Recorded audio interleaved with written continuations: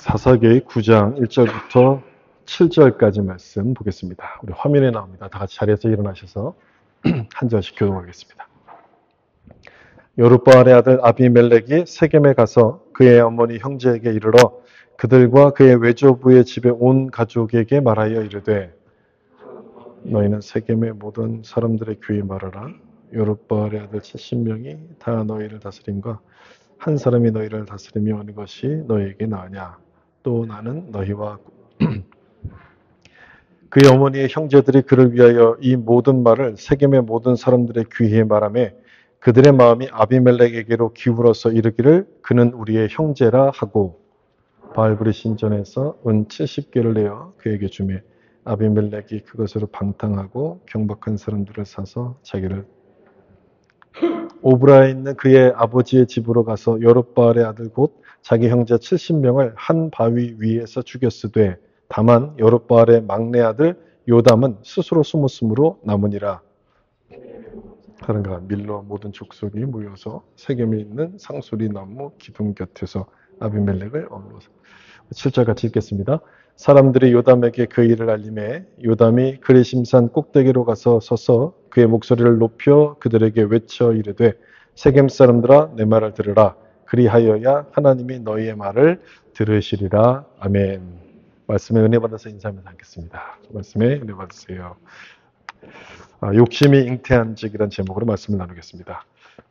오늘 본문은 기드온의 아들 아비멜렉에 대한 말씀입니다. 사사기 9장 전체가 이제 오늘 본문에 해당되는 내용인데 등장인물이 굉장히 많고 내용도 복잡해서 이해하기가 좀 어려운 그런 내용입니다.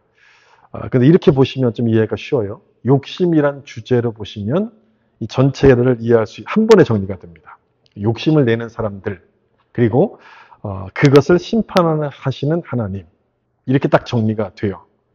어찌 보면 의인을 붙드시고 악인은 망한다는 이 시편 1편의 축소판처럼 보이기도 하는데 저는 성경의 유익이 이런 데 있다고 생각합니다. 여러 사람들의 삶을 보게 해서 어느 길이 복된 길인가를 깨닫는 지혜를 주는 거예요. 우리가 살아가는 인생은 한 번이잖아요. 그리고 앞으로 어떤 일들이 벌어질지 모르는데 이 성경에 나오는 인물들을 쭉 보면 큰 그림을 그려볼 수 있는 거죠. 이렇게 살면 이런 결과가 오는구나. 이런 지혜를 주기 때문에 굉장히 유익한 말씀인데 오늘 본문 역시 같은 유익을 줍니다. 줄거리는 이렇습니다.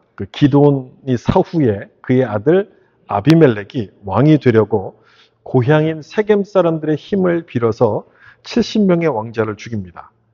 그때 살아남았던 사람이 한 사람인데 요담이 이 아비멜렉을 왕으로 삼으면 어떤 비극이 일어날 것인가를 나무 우화를 통해서 경고를 하죠. 사람들이 그 말을 듣지 않습니다. 그래서 하나님께서 탐욕스러운 아비멜렉과 세겜 사람들을 심판하심으로 하나님의 공의를 이루셨다. 이런 내용이죠. 좀 전에 말씀드린 것처럼요. 본문은 두 가지로 나눠보면 좀 쉬워요. 욕심을 내는 사람들. 그렇게 그 사람들을 좀 보면 좋고 또 하나는 이에 대한 하나님의 심판. 이렇게 나눠보면 아주 분명합니다. 욕심을 내는 사람들이 여러 명이 나오는데 그 중에서 오늘 본문의 중심이 되는 이 아비멜렉이 누군지부터 좀 생각을 해보겠습니다. 9장 1절을 보시면 이 아비멜렉에 대한 정보가 여기 나오죠. 여룻바알의 아들 아비멜렉이 세겜에 가서 그의 어머니 형제에게 이르러 그들과 그의 외조부의 집에 온 가족에게 말하여 이르되 아버지가 누굽니까? 아비멜렉의 아버지는 기드온이에요. 여룻바알의 아들 기드온이죠. 아버지는. 그리고 이 아비멜렉의 고향은 어디입니까? 세겜이에요. 세겜 사람. 그리고 어머니에 대한 정보는 여기 나오지는 않습니다.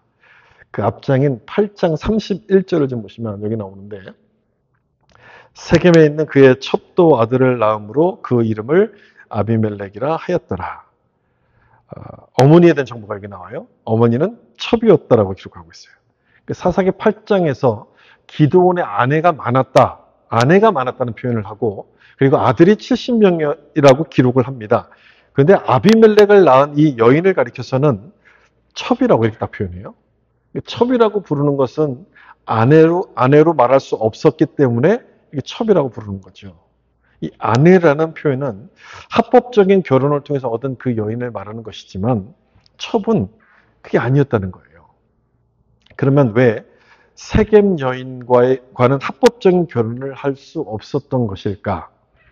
만약 이 여인이 이스라엘 여인이었다면 결혼과 동시에 아내라고 이렇게 부름을 받았을 겁니다. 그렇지만 첩이라고 불렀던 것은 이스라엘 여인이 아니었다라고 추정해 볼 수 있는 거죠. 이방인이었다는 거예요. 물론 남의 아내를 빼앗아서 결혼을 했으면 역시 아내라고 부를 수 없었겠지만 만약 그런 경우였다면 하나님 앞에서 범죄했기 때문에 둘 다 죽임을 당했을 겁니다. 근데 첩이라고 딱 기록한 것은 이방 여인임을 나타내기 위해서 이렇게 지금 표현을 한 거죠. 그럼 이런 질문이 생기죠. 기드온은 아내가 많았어요. 그렇게 많은 아내를 놔두고 왜 또 다른 첩까지 두려고 했을까? 이런 질문이 이제 생기게 돼요. 성경이 그 이유를 명확하게 밝히고 있지는 않지만 추정할 근거는 남겨둡니다. 그 첩을 통해서 낳은 아들의 이름이 아비멜렉이잖아요. 여러분 이 아비멜렉의 뜻이 뭐라고 제가 지난주 말씀드렸어요? 나의 아버지는 왕이다. 이런 뜻이에요. 나의 아버지는 왕이다. 왕이 되고 싶어하는 그 기드온의 속마음을 투영해서 지은 이름이라고 제가 지난주 말씀드렸는데 아마 그것 때문이었을 거예요. 그래서 첩을 뒀을 거예요. 왕이 되고 싶어해서 권력을 갖고 싶어하는 그 마음을 채우기 위해서 이 세겜 여인을 첩으로 삼았을 거예요. 이 성경학자들은 왜 이 세겜 여인을 첩으로 삼았을까? 거기에 대해서 이렇게 설명해요. 이 기드온이 므낫세 지파 사람이에요. 므낫세 지파인데 이 세겜 여인은 에브라임 지파에 속한 사람이거든요. 그래서 이 사람과 결혼을 하면 자기 편으로 만들 수 있다고 생각을 했던 거겠죠. 이 므낫세와 에브라임은 요셉의 두 아들이잖아요. 두 아들로서 이제 형제와도 같은 지파였어요. 그리고 이 당시 이스라엘에서 가장 힘이 셌던 지파가 에브라임 지파입니다. 여호수아가 가나안까지 들어오고 그다음 사사 시대잖아요. 이 여호수아가 어디 속한 사람이냐면 에브라임 지파 사람이에요. 그래서 여호수아가 죽었음에도 불구하고 아직까지는 사사 시대에는 이 에브라임 지파가 가장 힘이 센 지파였는데 이들과 손을 딱 잡으면 기드온이 그토록 바라는 그 강력한 왕권을 가지게 되는 거죠. 힘을 가지게 되는 거죠. 그리고 제가 지난주에 그 에브라임 지파가 뒤늦게 전쟁에 참여하면서 왜 우리를 부르지 않았냐 이렇게 막 따지는 장면이 있었다고 설명을 드렸잖아요. 그것 때문에 관계가 좀 껄끄러웠을 거예요. 그 껄끄러워진 관계도 회복하고 권력도 강화하고자 이 세겜 여인과 결혼을 했을 거예요. 그 당시 세겜은 그 이스라엘 통치의 중심과도 같은 지역이었어요. 여러분 기억나십니까? 우리 여호수아서를 설명드릴 때 그 여호수아가 마지막 고별 설교를 했던 장소, 백성들을 다 모아놓고 율법을 선포하면서 축복과 저주를 이제 설명했던 이 마지막 고별 설교했던 장소가 어디였냐면 세겜이에요. 세겜. 그리고 이 세겜이라는 곳을 가운데 두고 좌우에는 에발산과 그리심산이 있어요. 여호수아가 처음 가나안 땅에 딱 들어와서 백성들을 둘로 나눠놓고 한쪽에는 축복과 한쪽은 저주를 선포하면서 하나님의 말씀을 지키도록 그렇게 당부했던 장면이 나오죠. 그러니까 처음과 마지막을 다 이 세겜에서 여호수아가 하나님의 말씀을 선포했던 거예요. 그래서 이스라엘의 중심과도 같은 그런 지역이었던 거죠. 이스라엘 통치의 중심이었기 때문에 이 기드온은 이 세겜의 힘을 이용하려고 이 여인을 첩으로 삼았던 겁니다. 기드온의 욕심이 여기서 이제 엿볼 수 있는 그런 대목인 거죠. 권력을 강화하기 위한 그 욕심으로 세겜 여인을 첩으로 삼았고 그래서 태어났던 아들이 아비멜렉입니다. 그래도 기드온은 한때 하나님의 영이 임했던 사람 아닙니까? 하나님의 영이 임해서 이 300명의 군사를 가지고 미디안 대군들을 물리쳤잖아요. 근데 딱 승리를 하고 나니까 그 마음이 이렇게 달라지는 거예요. 하나님을 의지하기보다는 자기가 이스라엘을 통치하고 싶어하는 마음이 생겼어요. 금 에봇을 그래서 만들었죠. 세겜 여인과의 결혼도 바로 그것 때문이에요. 하나님보다도 세상의 힘을 의지하려고 하면서 낳았던 아들이 바로 아비멜렉이었으니 이 아비멜렉이 이스라엘의 재앙이 될 수밖에 없는 것은 당연한 결과였던 거죠. 원래 아들은 아버지를 닮는다고 하잖아요. 그렇게 아버지의 욕심으로 태어났던 이 아비멜렉이었기 때문에 그 아들 역시도 이 왕권에 대한 욕심을 버리지 못합니다. 그래서 그 왕권을 차지하기 위해서 아주 끔찍한 일을 벌이게 돼요. 아버지 기드온이 죽고 나자 돌아가는 상황을 쭉 보니까 자기가 왕이 될 것 같지가 않은 거예요. 그럴 수밖에 없죠. 왕자가 70명이에요. 왕자가 70명인데 이 첩의 자식에게 기회가 돌아오겠습니까? 돌아올 리가 없죠. 그래서 어떻게 하느냐? 자기 고향으로 가요. 세겜으로 가서 이 외가의 힘을 이용해서 왕이 되려고 합니다. 그 내용이 2절에 나오는 내용이에요. 여기 보시면 청하노니 너희는 세겜의 모든 사람들의 귀에 말하라. 여룻바알의 아들 70명이 다 너희를 다스림과 한 사람이 너희를 다스림이 어느 것이 너희에게 나으냐. 또 나는 너희와 고륙임을 기억하라 하니. 무슨 의미인지 아시겠죠? 기드온의 70명이 당신들을 다스리는 것과 당신과 같은 혈족인 내가 다스리는 것 어느 것이 더 좋은 겁니까? 라고 설득하는 그런 내용이에요. 이 끝부분에 나오는 나는 너희와 고륙임을 기억하라. 이 말 있죠? 이 말을 우리말로 표현하면 우리가 남이가 이런 뜻인 거예요. 우리가 남이가. 이런 말. 이런 선거 때만 되면 자주 듣는 말 아닙니까? 근데 이 말에 사람들이 이렇게 넘어가요. 아주 의외로 잘 먹히는 말이에요. 여기서도 마찬가지였어요. 그래서 이 말에 백성들이 넘어가요. 여러분, 우리가 이제 밴쿠버 살다, 외국에 살다 보면 그렇잖아요. 같은 한국 사람을 만나면 얼마나 반갑습니까? 게다가 같은 고향 사람을 만난다고 하면 더 반가운 거예요. 금방 친해지고 저 사람이 말하는 것은 다 맞아요. 다 옳게 보이는 거예요. 그 사람 편이 되는 거예요. 이 아비멜렉이 바로 그 마음을 이용해서 우리가 남이가 이렇게 얘기하면서 이들의 마음을 끌어안아요. 정말 고향 사람들을 위해서 한 것이 아니었습니다. 나중에 뒤에 가면 나타나는데요. 고향 사람을 위해서 한 것이 아니라 정권을 잡기 위해서 이들을 이용했던 거예요. 근데 거기에 넘어간 거죠. 세겜 사람들 역시 뭐라고 화답하느냐. 우리가 남이가 돈을 모아가지고 이 아비멜렉을 도와야지. 이렇게 사람들이 힘을 합치기 시작합니다. 그래서 돈을 막 모아가지고 정치 자금을 이 아비멜렉에 줘요. 9장 4절. 바알브릿 신전에서 은 70개를 내어 그에게 주매 아비멜렉이 그것으로 방탕하고 경박한 사람들을 사서 자기를 따르게 하고 정치 자금을 쫙 모아서 이렇게 주잖아요. 이 돈이 누구의 돈이라고 되어 있습니까? 자기들 돈이 아니라 여기 신전에 있는 돈, 바알브릿 신전에 있는 돈을 준 거예요. 여러분 이건 또 무슨 뜻일까요? 왜 신전에 있는 돈을 줬습니까? 이런 뜻 아니겠어요? 바알을 믿는 우리가 왕이 되어야 한다. 저 사람들은 하나님을 믿는다고 하지만 우리는 바알을 믿는 자들이니까 우리가 왕이 돼서 저 사람들을 다스려야 된다. 이런 뜻이 여기 포함이 된 거예요. 기드온의 말년에 보여주었던 그 모습은요. 하나님을 떠나서 권력을 즐기는 그 모습 아니었겠습니까? 이 아들 아비멜렉도 그 모습을 보고 자랐기 때문에 바알과 싸우는 여룻바알이 된 것이 아니라 바알을 따르는 섬기는 바알 브릿이 되고 말죠. 그래서 그 돈으로 바알의 힘으로 권력을 잡으려고 해요. 하나님을 떠나서 스스로 바알이 되려고 했던 그 기드온, 아버지 기드온처럼 그 아들 아비멜렉도 그 모습을 그대로 닮아가요. 그대로. 오늘 본문에서 욕심내는 사람들이 많이 등장한다고 제가 설명을 드리지 않았습니까? 기드온이 그랬고요. 그 아들 아비멜렉이 그랬고 그 다음에 아비멜렉의 고향인 세겜 사람들이 마찬가지예요. 이 아비멜렉의 제안에 세겜 사람들이 이렇게 동조했던 것은요. 한 가지 이유밖에 없어요. 이 사람이 왕이 되면 우리도 같이 크게 된다. 우리도 출세한다. 이 욕심이었어요. 욕심. 은 70개를 주었고 아비멜렉은 이 돈으로 정치 깡패들 다 동원해가지고 기드온의 아들 70명을 죽입니다. 은 70에 70명을 죽여요. 그러니까 한 사람당 은 한 개씩 계산해서 청부 살인을 맡겼던 거죠. 정상적인 사람이라면 어떻게 이런 일을 할 수 있겠어요? 할 수가 없는 거죠. 그렇지만 이 아비멜렉과 세겜 사람들이 그 일을 해요. 이들이 죽였던 저 왕자들은 원한 관계도 아니고요. 피치 못할 사정이 있었던 것도 아닌데 단지 그 권력에 대한 욕심 때문에 70명을 죽여요.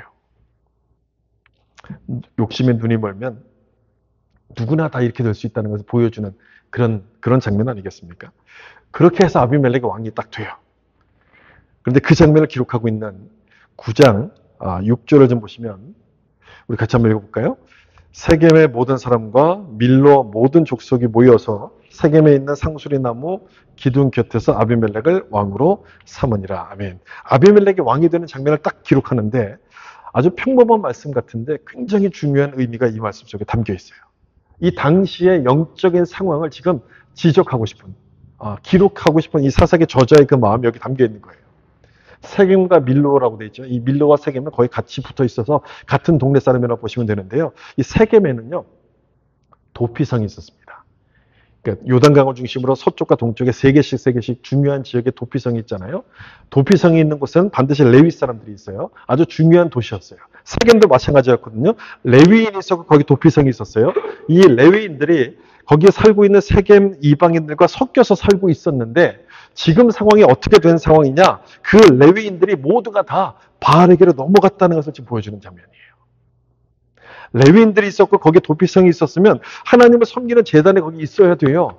근데 이 제단에서 뭘 했냐면 바알을 섬기는 일들을 합니다. 바알 브릿의 신전에서 은 70개를 가져오잖아요.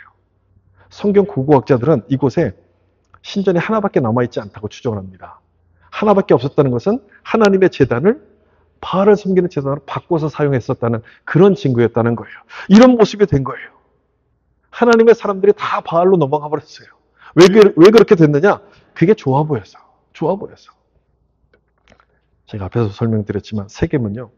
여호수아가 마지막으로 율법을 지키라고 당부하면서 우상을 섬기고 하나님을 떠나면 너희를 멸하실 거라고 경고했던 곳이 바로 이 세겜이에요. 그래서 뭐라고 했냐면 여호수아가 그렇게 고별 설교했을 때 이스라엘 백성들은 우리가 그렇게 하겠습니다. 하나님만 섬기겠습니다라고 맹세하면서 큰 돌을 가져와서 상수리 나무 아래에다 세워놓고 이 돌이 증거입니다라고 큰 소리를 쳤어요. 큰 소리. 근데 지금 뭐랍니까? 그 돌 앞에서 바알을 섬기는 이 아비멜렉을 왕으로 세워요. 바알과 결탁한 이 아비멜렉을 그 왕으로 세우는 거예요. 하나님 앞에서 맹세했던 바로 그 자리에서 바알을 섬기는 이 사람을 왕으로 딱 세우는 거예요. 이들의 영적인 상태가 어떤지를 그대로 보여주는 거죠. 욕심이 잉태한 즉 죄를 낳고 그 말씀처럼 이들은 하나님을 딱 잊어버리니까 자기 스스로 왕이 되어서 자기가 하고 싶은 대로 하기 시작합니다. 이렇게 욕심이 눈이 먼 사람들이 하나님을 대적하면서 범죄했더니 이제 하나님께서 나서시게 돼요. 하나님께서 이 모든 상황들을 어떻게 정리하시는가를 보면 여러분 참 놀랍습니다. 기드온의 아들 70명이 죽을 때 한 사람이 살았다 그랬잖아요. 막내 한 사람이 살았어요. 요담이에요. 요담이 딱 숨어서 살아남았는데 아비멜렉의 왕이 되었다는 소식을 듣고 세겜 사람을 찾아가요. 그리고 그 사람들 앞에서 큰 소리로 외쳤던 내용이 9장에 나오는 그 나무 우화입니다. 그 유명한 나무 우화. 우화라는 것은 그 동물이나 식물을 통해서 인간의 행동을 빗대는 뭔가 풍자하는 그런 스토리가 우화 아니겠습니까? 이 아비멜렉의 저지른 행동을 나무로 풍자하는 거예요. 어떤 내용이냐면 이런 거예요. 나무들이 다 모여가지고 자기들의 왕을 뽑으려고 감람나무, 무화과나무, 포도나무를 찾아가요. 모두 다 거절해가지고 마지막으로 가시나무를 찾아가서 이 나무를 왕으로 삼았다. 이런 내용입니다. 여기에 등장하는 이 세 가지 나무는요, 감람나무, 무화과나무, 포도나무는요, 팔레스타인 지역 이스라엘에서 아주 중요한 나무예요. 그 나무에서 나오는 열매로 말미암아 이 지역에 먹고 살아요. 경제적인 이익을 가져다 주기 때문에 번영과 평화를 상징하는 나무들입니다. 그래서 이 나무들에게 왕이 되라고 이제 요청을 했던 건데 이 나무들이 하나같이 다 거절을 합니다. 거절했던 이유가 여러분 뭔지 아십니까? 감람나무는요. 첫 번째 감람나무는 내가 기름을 짜서 사람과 하나님을 영화롭게 해야 되는데 그 일을 버리고 어떻게 왕이 되겠느냐. 이렇게 말하면서 거절해요. 여러분 이 감람나무가 올리브나무 아닙니까? 올리브 오일이에요. 요즘 올리브 오일이 얼마나 비싸졌어요. 그래서 참 사 먹기 어려워졌는데 그래서 감람나무는 자기의 기름을 통해서 사람과 하나님을 영화롭게 한다. 역할이 뭔지를 정확하게 알고 있었어요. 여러분 사람과 하나님을 영화롭게 한다는 것은 하나님을 사랑하고 내 이웃을 내 몸과 같이 사랑하는 말씀과 딱 맞아떨어진 말씀이에요. 율법이 가르치고 있는 아주 핵심과도 같은 말씀. 자기 역할이 뭔지 아주 정확하게 알고 있었어요. 무화과나무 왜 거절합니까? 똑같은 이유예요. 무화과나무에서 만들어내는 그 무화과 열매가 여러분 얼마나 달아요. 달고 맛있잖아요. 그걸 버리고 나는 왕이 될 수 없다. 이렇게 얘기해요. 무화과 먹어보셨습니까? 무화과 열매? 무화과 정말 달고 맛있잖아요. 그러니까 왕이 되는 것보다도 나에게 맡겨주신 본분이 훨씬 더 중요하다. 이런 뜻인 거죠. 마지막 포도나무도 거절해요. 같은 이유입니다. 역시 하나님과 사람을 기쁘시게 하는 내 포도주를 버리고 어찌 내가 왕이 될 수 있겠느냐. 이렇게 하나같이 다 거절해요. 그러면서 이들이 거절할 때 사용했던 공통의 표현이 바로 이 표현입니다. 그것을 버리고 가서 나무들 위에 우쭐대리여. 어찌 그것을 버리고 나무들 위해서 우쭐대리여. 우쭐댄다는 표현을 써요. 폼을 잡고 목에 힘을 주는 그 모습을 지금 보여주는 건데, 누구를 빗대는 그런 표현이겠어요? 아비멜렉을 지금 비꼬는 거예요. 탐욕에 눈이 멀어가지고 왕권을 차지하려고 이제 욕심 부리는 이 아비멜렉을 비꼬는 겁니다. 자기의 사명이 먼저 분명함에도 불구하고 그걸 버리고 권력에 욕심을 내는 것은 아주 부질없는 짓이라는 것을 지금 설명하는 거죠. 그 비유 중에서 모두 세 나무가 거절하니까 이 나무들이 누굴 마지막에 찾아가냐면 가시나무를 찾아가요. 그랬더니 이 가시나무는 그래 내가 왕이 되겠다 이렇게 당장 승낙을 하죠. 사실 이 가시나무는 아무짝에도 쓸모없잖아요. 예수님께서 그 네 가지 밭의 비유를 말씀하실 때도 거기 가시떨기 밭이 나오잖아요. 그러니까 믿음을 방해하고 가시로 막 찔러가지고 믿음을 방해하고 힘들게 하는 모습을 상징하는 나무인데 그 나무를 찾아간 거예요. 그랬더니 이 가시가 내가 왕이 되겠다고 하면서 내 그늘에 와서 피하라. 이렇게. 가시가 그늘이 어딨어요? 가시나무가요. 그냥 찌르는 것밖에 없잖아요. 그래서 내 말을 따르지 않으면 불이 나와서 레바논의 백향목을 다 불살라 버릴 것이다라고 겁박을 합니다. 한마디로 독재자가 되겠다는 그런 얘기인데 애초에 가시나무를 찾아간 게 잘못이죠. 나도 한번 다른 민족처럼 왕을 가져보겠다는 그 욕심 때문에 찾아간 것인데 그 욕심이 결국 파멸을 초래하게 돼요. 요담이 했던 그 나무 우화의 내용이거든요. 어떤 책에서 이 비유를 아주 재미있게 해석하는 내용을 봤는데 그 중세 한 랍비가 이렇게 해석을 했답니다. 이 감람나무, 온니엘을 가리킨대요. 왜 온니엘을 가리키냐면 감람나무가 유다 지파를 상징하는 나무인데 그 온니엘이 첫 번째 사세가 온니엘이잖아요. 온니엘이 유다 지파 출신이라서 그렇다는 것이고 무화과 나무는 드보라를 비유한다는 거죠. 그 무화과가 이게 아주 단 열매를 만들어내잖아요. 그래서 이 무화과를 꿀처럼 사용했었는데 여러분 드보라의 뜻이 뭔지 기억하고 계십니까? 드보라? 꿀벌이었죠. 꿀벌. 그러니까 꿀벌이 꿀을 만드는 것처럼 이 단 무화과를 만드니까 이 무화과 나무는 드보라를 상징하는 것이다 라고 해석을 하고 마지막 이 포도나무는 기드온을 가리킨답니다. 기드온. 왜냐하면 요셉이 죽으면서 이제 축복을 할 때, 야곱이 죽으면서 요셉을 축복할 때 담장을 뻗은 무성한 가지 이렇게 축복을 해요. 그 담장을 넘을 수 있는 가지는 포도나무밖에 없잖아요. 그래서 요셉의 아들 므낫세 지파 출신의 기드온이 바로 이 포도나무를 가리키는 것이다라고 이렇게 해석을 하는 거예요. 좀 억지스러운 부분이 좀 있긴 하지만 이 해석은요. 요담 우화가 가지고 있는 메시지를 아주 정확하게 보여줍니다. 정확하게. 이런 거예요. 아비멜렉 당신 이전에 있던 사사들을 좀 보시오. 온니엘은 갈렙의 사위로서 큰 힘을 가졌음에도 불구하고 하나님을 영화롭게 할 뿐 스스로 왕이 되려고 하지 않았어. 또한 드보라를 보시오. 꿀벌처럼 작지만 큰 승리를 이뤘음에도 왕이 되려고 하지 않았고 이 모든 것을 하나님께서 하셨음을 알았기 때문에 우쭐대지도 않았어. 그리고 당신 아버지 기드온을 보시오. 비록 말년에 욕심을 부리다가 하나님이 왕이심을 잊어버렸지만 그럼에도 스스로를 왕이라 부르지 않았는데 당신은 스스로 왕이 되어서 당신보다도 더 찬란한 이 이스라엘 백성들, 백향목 같은 이스라엘 백성들을 불사르려고 하는가 이런 얘기를 하는 거예요. 여러분 그렇게 들어보면 이 비유의 내용이 뭔지가 좀 더 정확하게 이해가 되죠.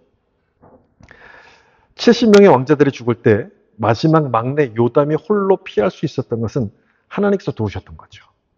하나님의 공의를 선포할 사람이 필요했고 욕심 부리면서 죄를 범했던 이들을 징계하시려고 이 요담을 하나님이 따로 남겨두셨던 건데 이 요담을 통해서 이런 비유들을 선포하게 하시던 거예요.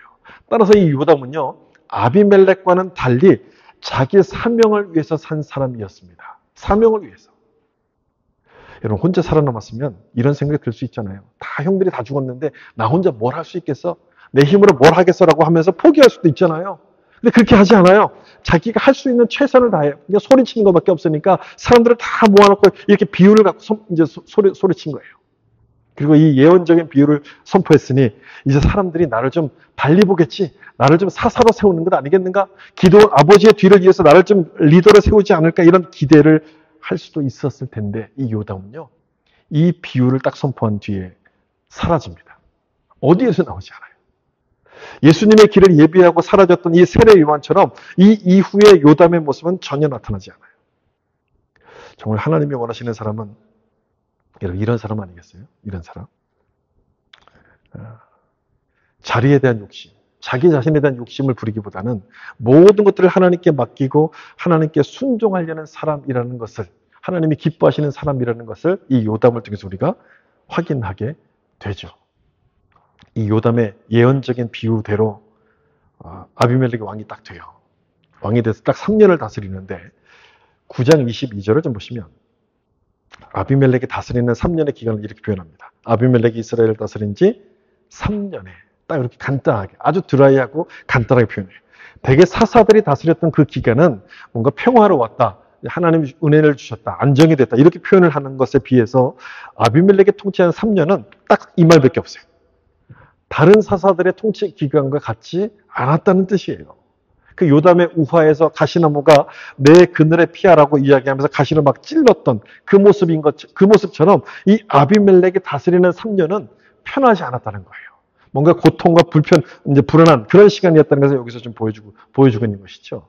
그 3년이 딱 지나고 나자 23절 보시면 하나님이 아비멜렉과 세겜 사람들 사이에 악한 영을 보내시며 세겜 사람들이 아비멜렉을 배반하였으니, 악한 영을 보내시며 이제 본격적으로 하나님께서 개입을 하세요. 이 말씀 하나를 여러분 딱 읽어보시면 하나님이 움직이시면 어느 누구도 그 손길을 막을 수 없다는 것을 볼 수 있는 그런 장면 아닙니까? 어느 누구도 하나님의 길을 방해할 수 있는 사람은 아무도 없는 거예요. 여기서부터 이제 본격적으로 재밌는 일들이 쭉 벌어지는데 내용이 복잡하고 막 이렇게 좀 설명할 게 많아가지고요. 제가 시간이 없어서 간단히 요약해서 지금 이제 설명만 드릴 텐데 여러분 나중에 집에 가셔서 사사기 9장 후반부를 꼭 읽어보세요. 굉장히 재밌고 하나님께서 어떻게 역사하셨는지 아주 놀라운 방법이 좀 보일 거예요. 제가 여러 번 반복해서 말씀드렸는데 심은 대로 거두게 하시는 것은 하나님의 축복입니까? 심판입니까? 하나님의 심판인 거예요. 심판. 여기도 보면 24절에 보시면 하나님께서 심은 대로 거두게 하셨다는 표현이 이 말씀 속에 나와요. 여러분 어떤 건지 한번 생각하시면서 보세요. 이는 여룹바알의 아들 70명에게 저지른 포악한 일을 갚되 그들을 죽여 피 흘린 죄를 그들의 형제 아비멜렉과 아비멜렉의 손을 도와 그 형제들을 죽이게 한 세겜 사람들에게로 돌아가게 하심이라. 심은 대로 거두게 하신다는 표현이 이 말씀 속에 나오지 않습니까? 여러분 어느 부분에 나옵니까? 갚되. 그리고 이 사람들에게로 돌아가게 하셨다. 이 표현이 바로 심은 대로 거두게 하셨다. 그 표현, 그 말씀인 거예요. 아비멜렉이 이복 형제들을 배신하고 죽였던 것처럼 같은 혈육인 이 세겜 사람들이 아비멜렉을 배신하게 돼요. 우리가 남이가 하던 사람들이 완전히 남이 되는 거예요. 지금 등을 돌리는 거예요. 배신하는 거예요. 그 일을 주도한 사람이 누구였냐면 가알이라는 사람이에요. 이 가알은 이 마을을 떠돌면서 장사하던 그 장사꾼이었어요. 그러니까 우리가 생각할 때 아주 그냥 별 볼 일 없는 사람처럼 생각하지만 이 당시의 장사꾼들은 대단한 사람들입니다.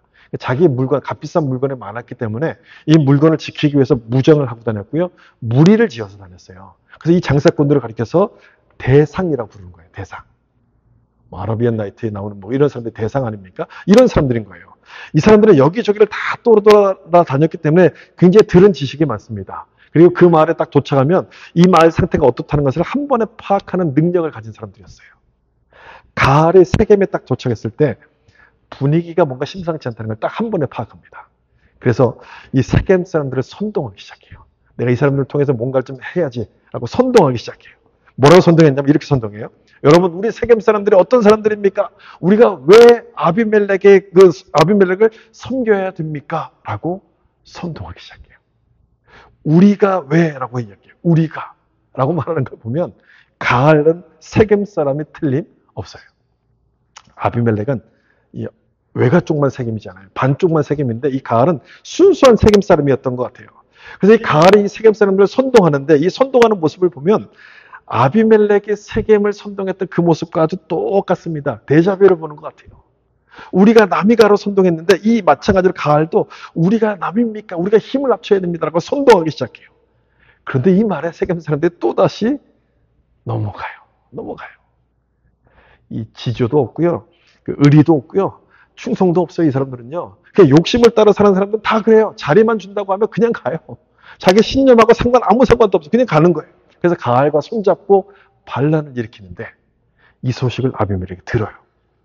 아비멜렉과 그의 신복 스볼이 그래서 매복을 하고 이들을 공격합니다.